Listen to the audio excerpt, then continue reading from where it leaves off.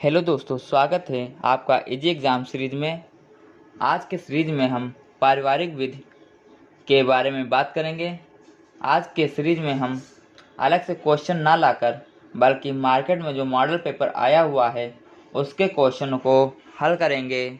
अगर दोस्तों यह वीडियो आपको अच्छा लगे तो अपने दोस्तों को शेयर कीजिएगा, सब्सक्राइब कीजिएगा। यह पारिवारिक विधि का दूसरा वीडियो है जो एलएलबी फर्स्ट सेमेस्टर का थर्ड पेपर होता है, या उस सीरीज का एक वीडियो है।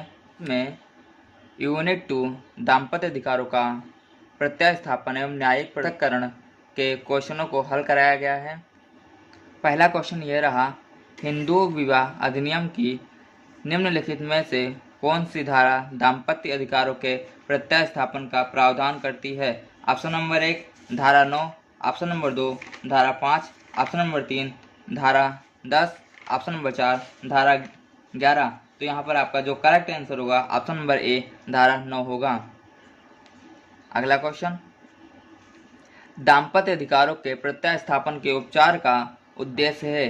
ऑप्शन नंबर 1 विवाह विच्छेद, ऑप्शन नंबर 2 विवाह की रक्षा करना, ऑप्शन नंबर 3 उपरोक्त आ व बा, ऑप्शन नंबर 4 आ अथवा बा में से कोई एक। तो यहाँ पर जो करेक्ट आंसर होगा ऑप्शन नंबर बी विवाह की रक्षा करना होता है। अगला क्वेश्चन, दाम्पत्य अधिकारों के प्रत्यास्थापन उपलब्ध होता है। ऑप्शन नंबर 1 पत्नी को, ऑप्शन नंबर 2 पति और पत्नी दोनों को, ऑप्शन नंबर 3 पति को, ऑप्शन नंबर 4 मात्र पति को ना कि पत्नी को। यहाँ पर जो ऑप्शन होगा ऑप्शन नंबर सी पति व पत्नी दोनों होगा। अगला क्वेश्चन, दाम्पत्य अधिकारों के प्रत्यास्थापन का दावा किया जा सकता है।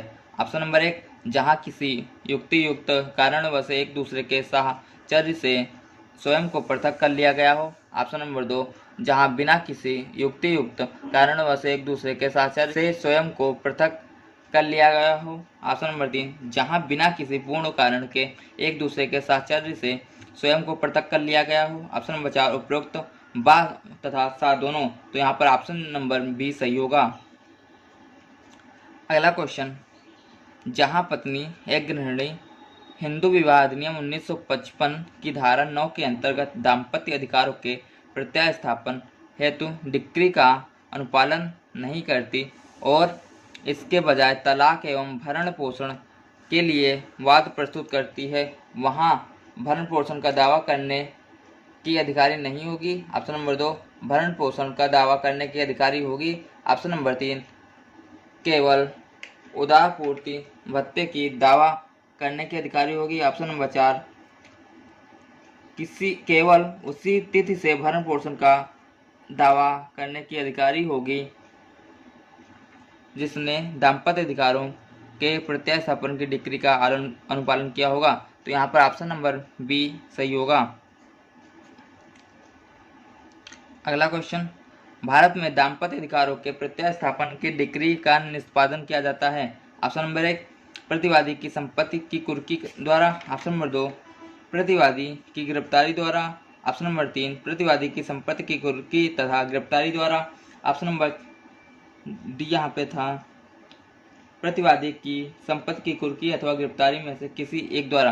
तो यहाँ पर जो करेक्ट आंसर होगा ऑप्शन नंबर ए होगा। अगला क्वेश्चन आपका, जहां पत्नी हिंदू विवाह अधिनियम 1955 की धारा 9 के अंतर्गत दाम्पत्य अधिकारों के प्रत्यास्थापन हेतु याचिका प्रस्तुत करती है, वहां साहचर्य से पृथक होने के लिए समुचित कारणों का प्रमाणित करने का दायित्व किसका होगा? ऑप्शन नंबर 1 याचिकाकर्ता पत्नी का, ऑप्शन नंबर 2 प्रतिवादी पति का, ऑप्शन नंबर 3 पत्नी के परिवार के सदस्य का, ऑप्शन नंबर 4 पति के परिवार के सदस्य का। तो यहाँ पर आपका जो करेक्ट आंसर होगा ऑप्शन नंबर बी प्रतिवादी पति होगा। ठीक है।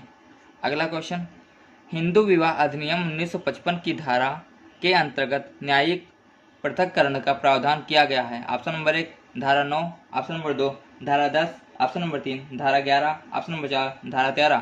तो यहाँ पर correct answer option number B धारा 10 होगा।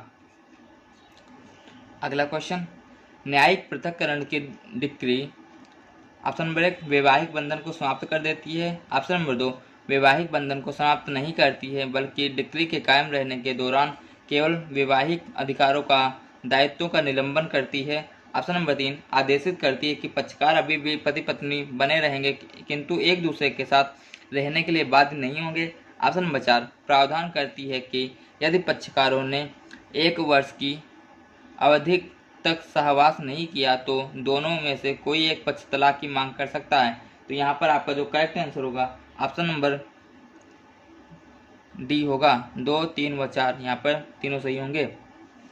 अगला क्वेश्चन, हिंदू विवाह अधिनियम के अंतर्गत वैवाहिक संबंध पर न्यायिक पृथक्करण का क्या प्रभाव पड़ता होता है। ऑप्शन नंबर 1 वैवाहिक संबंध समाप्त हो जाता है। ऑप्शन नंबर 2 वैवाहिक संबंध निलंबित हो जाता है। ऑप्शन नंबर 3 विवाह शून्य हो जाता है। ऑप्शन नंबर 4 विवाह शून्य करणीय हो जाता है। तो यहाँ पर आपका जो करेक्ट आंसर होगा ऑप्शन नंबर आपका बी वैवाहिक संबंध निलंबित हो जाता है। अगला क्वेश्चन, एक हिंदू दंपत्ति जिनके पास न्यायिक पृथक्करण की डिक्री मौजूद है एक साथ रहना चाहते हैं। ऑप्शन नंबर 1 वे एक साथ रह सकते हैं। ऑप्शन नंबर 2 वे एक साथ नहीं रह सकते। ऑप्शन नंबर 3 वे पुनर्विवाह के बाद एक साथ रह सकते हैं। ऑप्शन नंबर 4 वे केवल न्यायालय की अनुमति में से एक साथ रह सकते हैं। तो यहाँ पर आपका जो करेक्ट आंसर होगा ऑप्शन नंबर डी होगा। अगला क्वेश्चन, जबकि न्यायिक पृथक्करण की एक डिक्री प्रभावी हो, किसी पुरुष द्वारा अपनी पत्नी के साथ बलात् संभोग का क्या परिणाम होता है। ऑप्शन नंबर 1 यह हिंदू विवाह अधिनियम के अंतर्गत दंडनीय है। ऑप्शन नंबर 2 भारतीय दंड संहिता के अंतर्गत दंडनीय है। ऑप्शन आपके यहाँ पे जो तीसरा होगा वह ऑप्शन नंबर तीसरा भारत में से कोई अपराध नहीं है। ऑप्शन नंबर 4 उपरोक्त में से कोई नहीं। तो यहाँ पर आपका जो करेक्ट आंसर होगा ऑप्शन नंबर आपका जो है यहाँ पे होगा ऑप्शन नंबर बी होगा, भारतीय दंड संहिता के अंतर्गत दंडनीय होगा। ठीक है।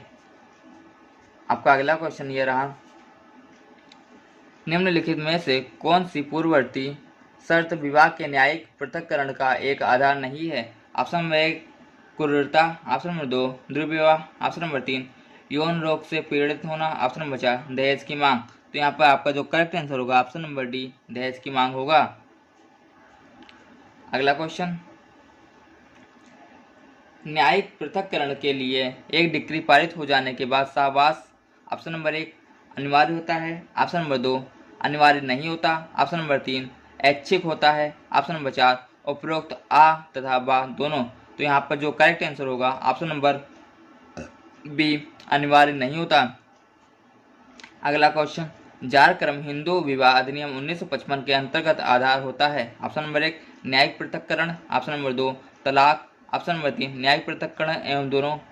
ऑप्शन नंबर 4 केवल तलाक ना कि न्यायिक पृथक्करण। तो यहाँ पर correct answer option number C होगा। अगला क्वेश्चन, यदि न्यायिक पृथक्करण की अवधि के दौरान पति पत्नी दोनों में से कोई भी जार कर्म में संलंबित होता है तो यह तलाक का आधार प्रदान करता है। ऑप्शन नंबर 1 हाँ। ऑप्शन नंबर 2 नहीं। ऑप्शन नंबर 3 आधार नहीं होता। ऑप्शन नंबर 4 उपरोक्त में कोई नहीं। तो यहाँ पर correct answer option number A होगा। अगला क्वेश्चन, हिंदू विवाह अधिनियम 1955 में न्यायिक पृथक्करण का वाद प्रस्तुत करते हेतु अभित्तेजन की न्यूनतम अवधि क्या है। ऑप्शन नंबर 1 3 वर्ष। ऑप्शन नंबर 2 2 वर्ष। ऑप्शन नंबर 3 5 वर्ष। ऑप्शन नंबर 4 7 वर्ष। तो यहाँ पर आपका जो करेक्ट आंसर होगा ऑप्शन नंबर 2 वर्ष होगा। अगला क्वेश्चन, हिंदू विवाह अधिनियम 1955 की धारा 11 के अंतर्गत किसी विवाह का अकृत तथा शून्य घोषित किया जा सकता है यदि। ऑप्शन नंबर 1 पक्षकार प्रतिसिद्धि नातेदारी की डिग्रियों के अंदर आते हो। ऑप्शन नंबर 2 विवाह के समय पक्षकारों में से कोई एक विकृतचित्तता के कारण इसके लिए वैध सहमति देने में अक्षम रहा हो। ऑप्शन नंबर 3 विवाह के समय पक्षकारों में से कोई एक पागलपन के बार बार पढ़ने वाले दोनों में से पीड़ित रहा हो। ऑप्शन नंबर 4 उपरोक्त समान परिस्थितियों से। तो यहाँ पे जो करेक्ट आंसर होगा ऑप्शन नंबर आपका आ होगा। सॉरी, यहाँ पे समस्त की जगह पे समान मैंने बोल दिया। अगला क्वेश्चन, दो हिंदुओं के बीच संपन्न विवाह को अधिनियम की धारा 11 के अंतर्गत शून्य नहीं माना जाता यदि। किसी एक पक्ष को पत्नी या पति विवाह के समय जीवित हो। ऑप्शन नंबर 2, पक्षकार प्रतिसिद्धि नातेदारी की डिग्रियों के अंतर आते हों। ऑप्शन नंबर 3, विवाह के समय पक्षकार में से कोई एक विकृत चित्त के कारण इसके लिए वेद सहमति देने में अक्षम रहा हो। ऑप्शन नंबर 4, पक्षकार एक दूसरे के संपीड़क हों। तो यहाँ पर आपका जो करेक्ट आंसर होगा ऑप्शन नंबर सी होगा। अगला क्वेश्चन, विवाह को शून्य घोषित करने के लिए हिंदू विवाह अधिनियम 1955 की धारा 11 के अधीन याचिका प्रस्तुत की जा सकती है। ऑप्शन नंबर 1, व्यक्ति पक्ष द्वारा। ऑप्शन नंबर 2, विरोधी पक्ष द्वारा। ऑप्शन नंबर 3, किसी एक पक्ष द्वारा। ऑप्शन नंबर 4, परिवार के सदस्यों द्वारा। तो यहाँ पे आपका जो करेक्ट आंसर होगा ऑप्शन नंबर सी, किसी एक पक्ष द्वारा होगा। आपका अगला क्वेश्चन ये रहा, निम्नलिखित में से कौन सा विवाह शून्य नहीं है। ऑप्शन नंबर 1, वह विवाह जिसमें समय पर दोनों में से किसी एक पक्ष पत्नी को मौजूद हो। ऑप्शन नंबर 2, वह जिसमें एक दूसरे के संपीड़क हो। ऑप्शन नंबर 3, वह जिसमें पक्षकार नातेदारी को प्रतिसिद्धि डिग्री में आते हों। ऑप्शन नंबर 4, यह कि दोनों में से एक पक्ष बुरे चरित्र का हो। तो यहाँ पर आपका जो correct answer option number D होगा। अगला क्वेश्चन, एक विवाहित पुरुष तथा एक अविवाहित महिला के बीच विवाह। ऑप्शन नंबर 1, शून्य होता है। ऑप्शन नंबर 2, वैध होता है। ऑप्शन नंबर 3, शून्यकरणीय होता है। ऑप्शन नंबर 4, उपरोक्त में से कोई नहीं। तो यहाँ पर आपका जो करेक्ट आंसर होगा ऑप्शन नंबर ए, शून्य होता है। अगला क्वेश्चन, यदि किसी भी एक पक्ष का पति पत्नी विवाह के समय पर जीवित हो तो विवाह ऑप्शन नंबर 1, वैध होता है। ऑप्शन नंबर 2, शून्य होता है। ऑप्शन नंबर 3, शून्यकरणीय होता है। ऑप्शन नंबर 4, उपरोक्त में से कोई नहीं। तो यहाँ आपका जो correct answer option number D होगा। अगला क्वेश्चन, हिंदू विवाह अधिनियम 1955 के प्रारंभ होने के पूर्ण किया गया एक द्विविवाह। ऑप्शन नंबर 1, यथा तो शून्य हो जाता है। ऑप्शन नंबर 2, शून्यकरणीय हो जाता है। ऑप्शन नंबर 3, वैध बना रहता है। ऑप्शन नंबर 4, इनमें से कोई नहीं। तो यहाँ पर आपका जो करेक्ट आंसर होगा ऑप्शन नंबर सी, वैध बना रहता है। अगला क्वेश्चन, हिंदू विवाह अधिनियम 1955 के अंतर्गत द्विविवाह है। ऑप्शन नंबर 1, वैध होता है। ऑप्शन नंबर 2, शून्यकरणीय होता है। ऑप्शन नंबर 3, शून्यकरणीय होता है। ऑप्शन नंबर 4, अभिकथित होता है। तो यहाँ पर आपका जो करेक्ट आंसर होगा शून्य होता है। अगला क्वेश्चन, पति पत्नी में से किसी एक विवाह पूर्ण संबंध किस बात का वैधानिक आधार होता है। ऑप्शन नंबर 1, न्यायिक पृथक्करण। ऑप्शन नंबर 2, तलाक। ऑप्शन नंबर 3, विवाह की अकृतता। ऑप्शन नंबर 4, उपरोक्त में से कोई नहीं। तो यहाँ पर आपका जो करेक्ट आंसर होगा ऑप्शन नंबर डी, उपरोक्त में से कोई नहीं। अगला क्वेश्चन, हिंदू विवाह अधिनियम 1955 की धारा 5 के खंड 1 में निर्दिष्ट शर्त के उल्लंघन में संपन्न किया गया हो कोई भी विवाह होता है। Option number 1, शून्यकरणीय। ऑप्शन नंबर 2, अकृत एवं वैध। ऑप्शन नंबर 3, अनियमित। ऑप्शन नंबर 4, वैध। तो यहाँ पर आपका जो करेक्ट आंसर होगा ऑप्शन नंबर आपका जो है बी होगा, अकृत एवं शून्य। अगला क्वेश्चन, यदि हिंदू विवाह के पक्षकार एक दूसरे के संपीड़क हो तो विवाह होता है। ऑप्शन नंबर 1, वैध। Option number 2, शून्यकरणीय। ऑप्शन नंबर 3, शून्य। ऑप्शन नंबर 4, उपरोक्त में से कोई नहीं। तो यहाँ पर आपका जो करेक्ट आंसर होगा आपका आंसर नंबर आपका सी होगा।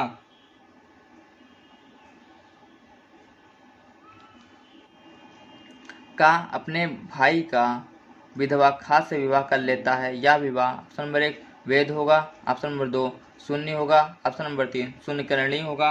ऑप्शन नंबर 4, इनमें से कोई नहीं। तो यहाँ पर आपका जो करेक्ट आंसर होगा ऑप्शन नंबर बी, शून्य होगा। अगला क्वेश्चन, हिंदू विवाह अधिनियम 1955 के अंतर्गत नातेदारी को प्रतिसिद्धि डिग्री के अंदर एक विवाह ऑप्शन नंबर 1, एक वैध होता है। ऑप्शन नंबर 2, शून्य होता है। ऑप्शन नंबर 3, शून्यकरणीय होता है। ऑप्शन नंबर 4, अनियमित होता है। तो यहाँ पर आपका जो करेक्ट आंसर होगा ऑप्शन नंबर बी, शून्य होगा। अगला क्वेश्चन, का अपने भाई का विधवा खास से विवाह कर लेता है या विवाह ऑप्शन नंबर 1, वैध होगा। ऑप्शन नंबर 2, शून्य होगा। ऑप्शन नंबर 3, शून्यकरणीय होगा। ऑप्शन नंबर 4 इनमें से कोई नहीं। तो यहाँ पर आपका जो करेक्ट आंसर होगा आपका आंसर नंबर बी होगा। ये क्वेश्चन रिपीट हो गया। अगला क्वेश्चन, एक 25 वर्षीय वर एक 15 वर्षीय वधु के साथ हिंदू विधि के अंतर्गत विवाह कर लेता है। यह विवाह अवैध होगा, शून्य होगा, शून्य करणीय होगा, वैध होगा किंतु दंडनीय होगा। तो यहाँ पर करेक्ट आंसर आपका नंबर डी होगा। अगला क्वेश्चन, 22 वर्षीय एक वर 15 वर्षीय वधु से विवाह कर लेता है। हिंदू विवाह के अंतर्गत यह विवाह होगा, वैध होगा। ये क्वेश्चन रिपीट कर लिया यहाँ पे। तो यहाँ पे वैध होगा किंतु दंडनीय होगा। ठीक है। अगला क्वेश्चन, उल्लेखित कीजिए कि निम्नलिखित में से कौन सा मामला विवाह प्रारंभ से शून्य होता है। ऑप्शन नंबर 1, यह कि विवाह के समय पत्नी विवाह करने वाली है पृथक किसी अन्य व्यक्ति से गर्भवती थी। ऑप्शन नंबर 2, यह कि प्रतिवादी की नपुंसकता के कारण विवाहित संभोग नहीं हुआ हो। ऑप्शन नंबर 3, यह कि पक्षकार एक दूसरे के संपीड़क हों जब तक कि ऐसा विवाह की रूढ़ियां तथा प्रथाएं अनुमति न दें। ऑप्शन नंबर डी, यह कि विवाह की सहमति कपट द्वारा हासिल की गई हो। तो यहाँ पे जो करेक्ट आंसर आपका नंबर सी होगा। अगला क्वेश्चन, शून्य करणीय विवाह के मामले में विवाह की अकृतता की डिग्री विवाह को किस तिथि से निष्प्रभावी कर देती है। ऑप्शन नंबर 1, डिक्री की तिथि से। ऑप्शन नंबर 2, याचिका की तिथि से। ऑप्शन नंबर 3, विवाह की तिथि से। ऑप्शन नंबर 4, न्यायालय द्वारा निर्देशित तिथि से। तो यहाँ correct answer option number C होगा। अगला क्वेश्चन, शून्य विवाह को हिंदू विवाह अधिनियम की किस धारा के अंतर्गत वर्णित किया गया है। ऑप्शन नंबर 1, धारा 9। ऑप्शन नंबर 2, धारा 10। ऑप्शन नंबर 3, धारा 11। ऑप्शन नंबर 4, धारा 12। यहाँ पर correct answer option number C, धारा 11 होगा।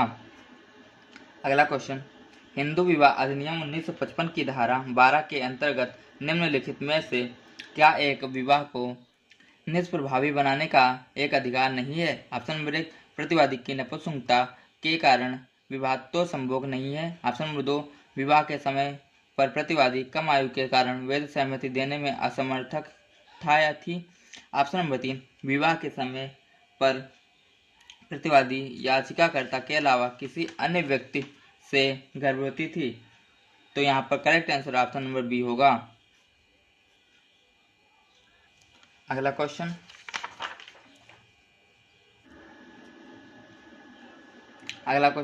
किसी नपुंसक व्यक्ति के विवाह की प्रकृति क्या होती है।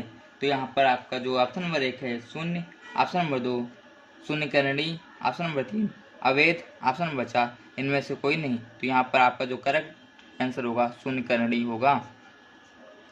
अगला क्वेश्चन, यदि एक लड़की विवाह पूर्ण किसी व्यक्ति से गर्भवती हो जाती है और बाद में किसी तीसरे व्यक्ति से विवाह कर लेती है तो हिंदू विवाह अधिनियम 1955 के अंतर्गत विवाह की स्थिति होगी। ऑप्शन नंबर 1, शून्य विवाह। ऑप्शन नंबर 2, वैध विवाह। ऑप्शन नंबर 3, विवाह वर के विकल्प पर शून्य करणीय है। ऑप्शन नंबर 4, इनमें से कोई नहीं। तो यहाँ पे आपका जो करेक्ट आंसर होगा ऑप्शन नंबर सी होगा। अगला क्वेश्चन, हिंदू विवाह अधिनियम 1955 की धारा 12 के अर्थ के अंतर्गत विवाहोत्तर संभोग करने की अक्षमता ऑप्शन नंबर 1, शारीरिक हो सकती है। ऑप्शन नंबर 2, मानसिक हो सकती है। ऑप्शन नंबर 3, शारीरिक अथवा मानसिक दोनों हो सकती है। ऑप्शन नंबर 4, केवल शारीरिक ना कि मानसिक हो सकती है। तो यहाँ पर correct answer option number C होगा। अगला आपका क्वेश्चन जो है यहाँ पर सूचित में मेल करना होता है। तो यहाँ पर सूची 1 को सूची से 2 से मेल करिए। ऑप्शन नंबर 1, नातेदारी की प्रतिसिद्धियाँ डिग्रियों के अंदर पक्षकारों के बीच विवाह यह किससे मेल करना है। ये यहाँ पे आपका जो मेल है ये को मेल करना है। तो यहाँ पर आपको आंसर हम बता देते हैं। आपका आंसर नंबर ए होगा, पहले का दूसरे से, दूसरे का पहले से। ठीक है, तीसरे का आपका जो है चौथे से होगा, और चौथे का आपका तीसरे से होगा। ठीक है, अगला क्वेश्चन,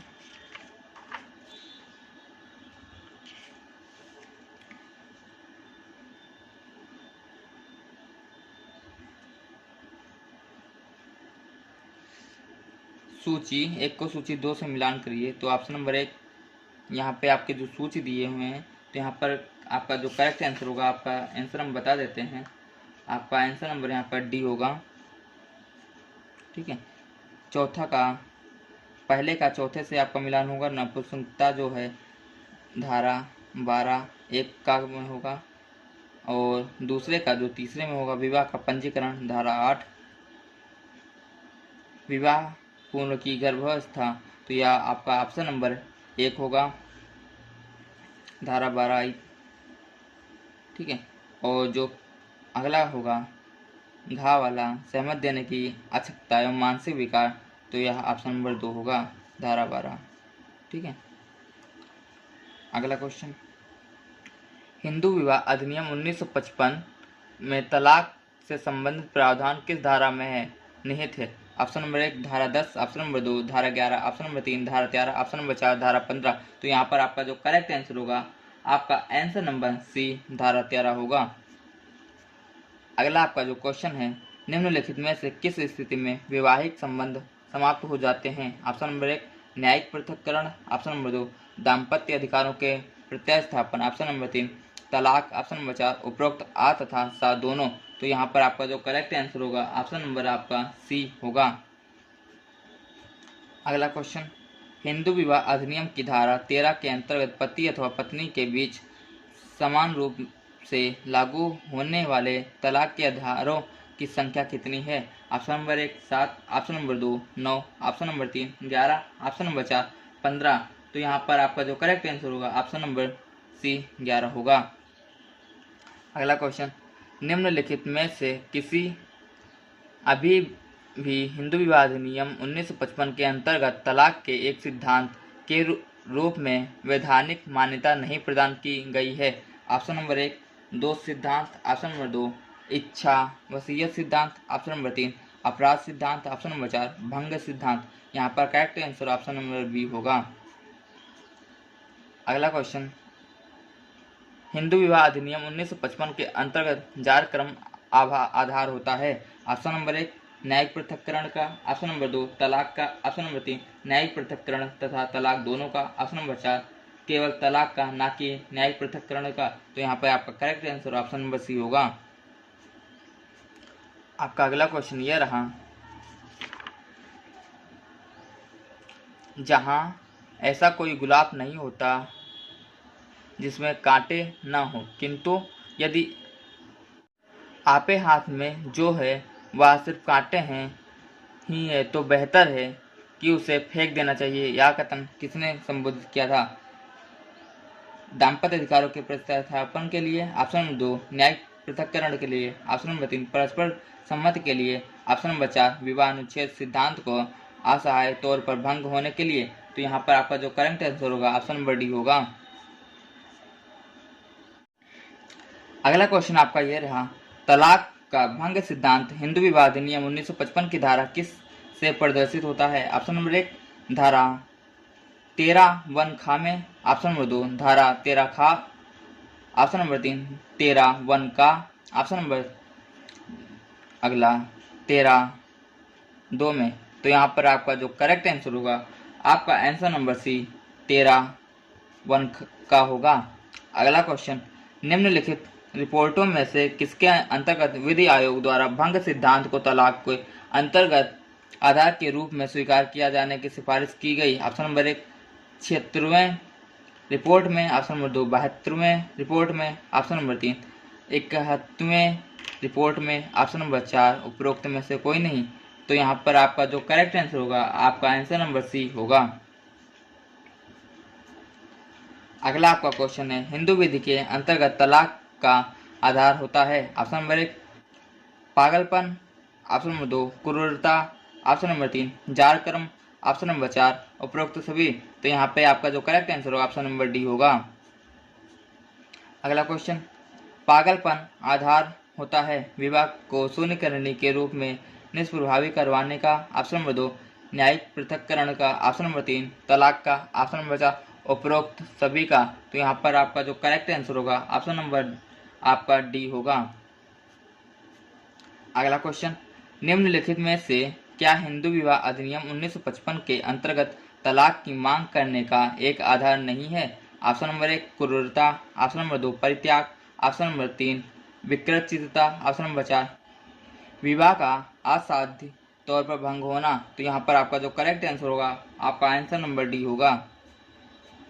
अगला क्वेश्चन, निम्नलिखित कथनों का अध्ययन कीजिए तथा नीचे दी गई कूटनीति शब्दों में से सही विकल्प चयन कीजिए। ऑप्शन नंबर 1 वैवाहिक संबंध से बाहर स्वैच्छिक शारीरिक संभोग हिंदू विवाह अधिनियम 1955 के अंतर्गत न्यायिक पृथक्करण के साथ साथ तलाक का भी एक आधार होता है। ऑप्शन नंबर 2 पति पत्नी द्वारा वैवाहिक संबंध से बाहर स्वैच्छिक शारीरिक संभोग किया जाना तलाक अथवा न्यायिक पृथक्करण के बाद प्रस्तुत किए जाने अलावा भारतीय दंड संहिता की धारा 497 के अंतर्गत भी दंडनीय होता है, क्योंकि ऐसा कोई भी कार्य अनिवार्य रूप से जार क्रम के बराबर होता है।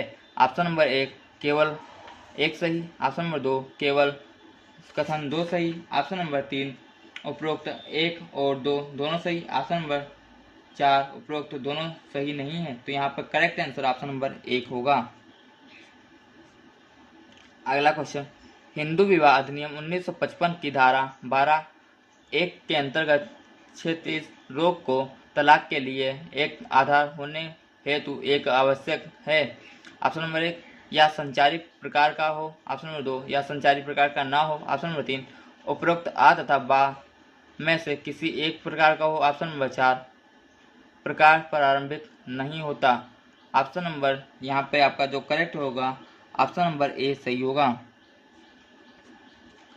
अगला क्वेश्चन, हिंदू विवाह अधिनियम 1955 के अंतर्गत निम्नलिखित में से क्या तलाक एक आधार नहीं है? ऑप्शन नंबर 1 प्रतिवादी कुष्ठ रोग के किसी संक्रामक अथवा असंभव रूप से पीड़ित हो। ऑप्शन नंबर 2 प्रतिवादी एक हिंदू हो जो बौद्ध धर्म से धर्मांतरण कर रहा हो। ऑप्शन नंबर 3 प्रतिवादी रतिज रोग से पीड़ित हो। ऑप्शन नंबर 4 प्रतिवादी गुदा मैथुन के लिए दोष सिद्ध हो चुका हो। यहाँ पर आपका जो करेक्ट आंसर होगा आपका आंसर नंबर बी होगा। अगला क्वेश्चन, हिंदू विवाह अधिनियम 1955 की धारा 13(1)(i) के अंतर्गत पति के विरुद्ध एक पत्नी द्वारा जार क्रम के आधार पर प्रस्तुत की गई तलाक की याचिका में पति के द्वारा किस व्यक्ति के साथ जार क्रम किया गया हो? ऑप्शन नंबर 1 एक आवश्यक पक्षकार होता है। ऑप्शन नंबर 2 सही पक्षकार होता है। ऑप्शन नंबर 3 आवश्यक के साथ साथ पक्षकार होता है। ऑप्शन नंबर 4 उपरोक्त में से कोई नहीं। तो यहाँ पे आपका जो करेक्ट आंसर होगा ऑप्शन नंबर बी होगा, सही पक्षकार होता है। अगला क्वेश्चन, हिंदू विवाह अधिनियम के अंतर्गत परित्याग को तलाक का एक उचित आधार होने के लिए परित्याग की आशय होना। ऑप्शन नंबर 1 एक अनिवार्य शर्त है। ऑप्शन नंबर 2 एक पर्याप्त शर्त है। ऑप्शन नंबर 3 ना आवश्यक ना ही पर्याप्त शर्त है। ऑप्शन नंबर 4 उपरोक्त में से कोई नहीं। तो यहाँ पे करेक्ट आंसर ऑप्शन नंबर 1 होगा। अगला क्वेश्चन, हिंदू विवाह के अंतर्गत जहां पति ऐसी स्थिति उत्पन्न कर देता है जिसमें पत्नी को दाम्पत्य घर को त्याग कर पृथक निवास करने हेतु बाध्य होना पड़े, वहां पति तलाक का वाद ला सकता है। पत्नी को परित्याग का दोषी माना जाएगा। ऑप्शन नंबर 3 विवाह असाध्य रूप से भंग हो चुका हो। ऑप्शन नंबर 4 पति रचनात्मक परित्याग का दोषी होगा। तो यहाँ पे आपका जो correct answer option number D होगा। अगला क्वेश्चन, हिंदू विवाह अधिनियम 1955 के अनुसार तलाक की याचिका प्रस्तुत करने के तुरंत पहले परित्याग को कितने वर्षों की अवधि व्यतीत हो चुकी होना चाहिए?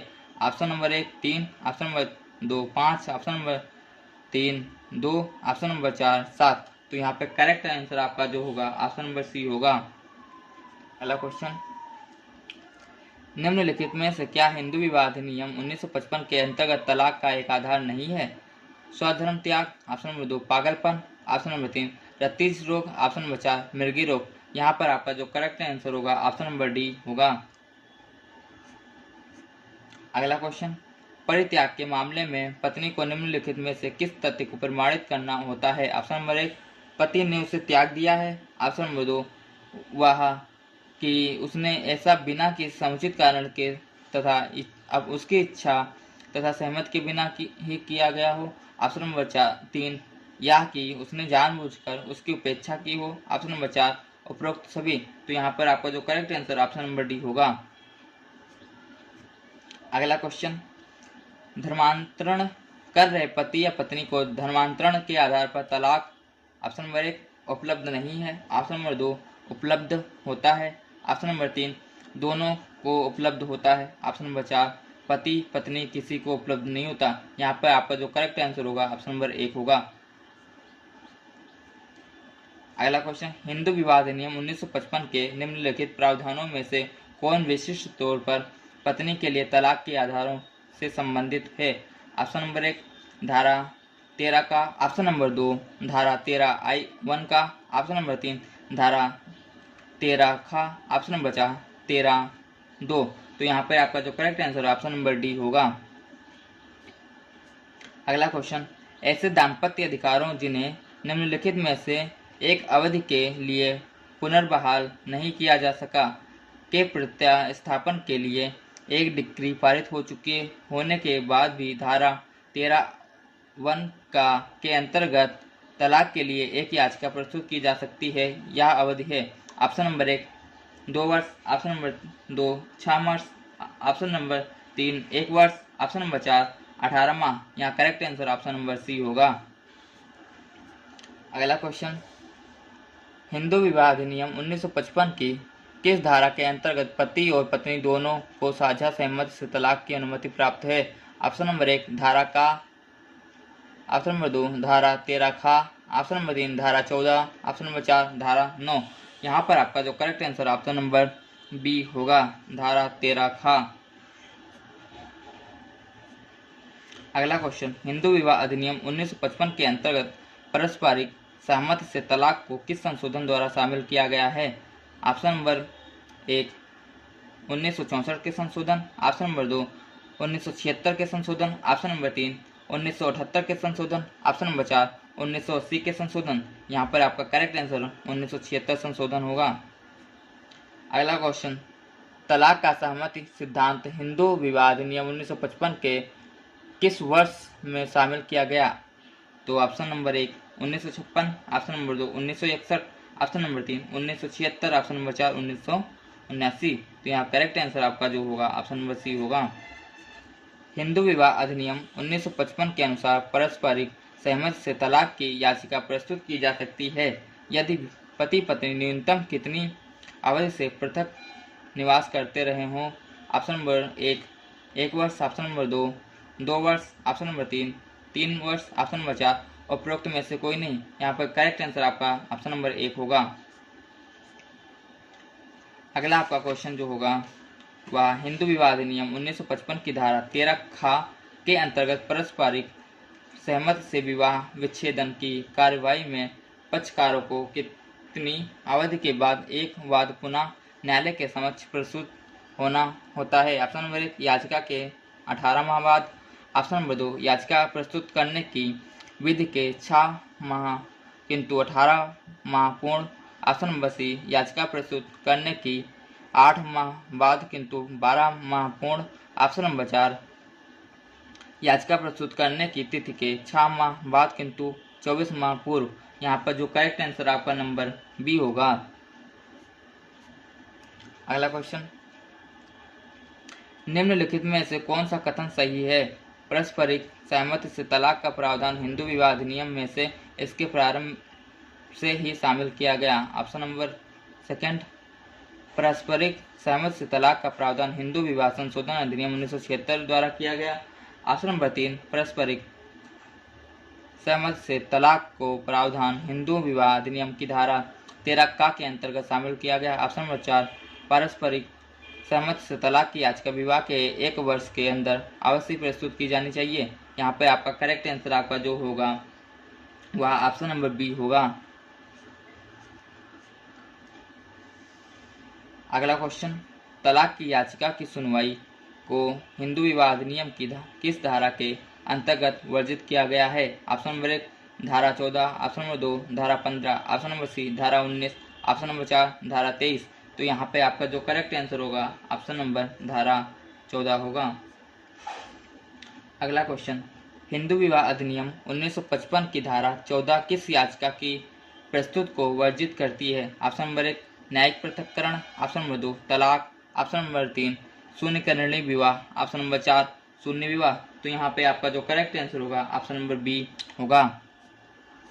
अगला क्वेश्चन, एक सामान्य नियम के तौर पर हिंदू विवाह विच्छेद की याचिका विवाह के कितने दिनों के अंदर प्रस्तुत नहीं की जा सकती? ऑप्शन नंबर 1 2 वर्ष, ऑप्शन नंबर 2 1 वर्ष, ऑप्शन नंबर 3 6 माह, ऑप्शन नंबर 4 2 माह। तो यहाँ पे आपका जो करेक्ट आंसर होगा ऑप्शन नंबर बी 1 वर्ष होगा। अगला क्वेश्चन, हिंदू विवाह अधिनियम 1955 की धारा 14 किस प्रयोजन हेतु याचिका प्रस्तुत करने को वर्जित करती है? न्यायिक पृथक्करण, ऑप्शन नंबर 2 तलाक, ऑप्शन नंबर 3 शून्यकरणीय विवाह, ऑप्शन नंबर 4 शून्य विवाह। तो यहाँ पे आपका जो correct answer option number B होगा।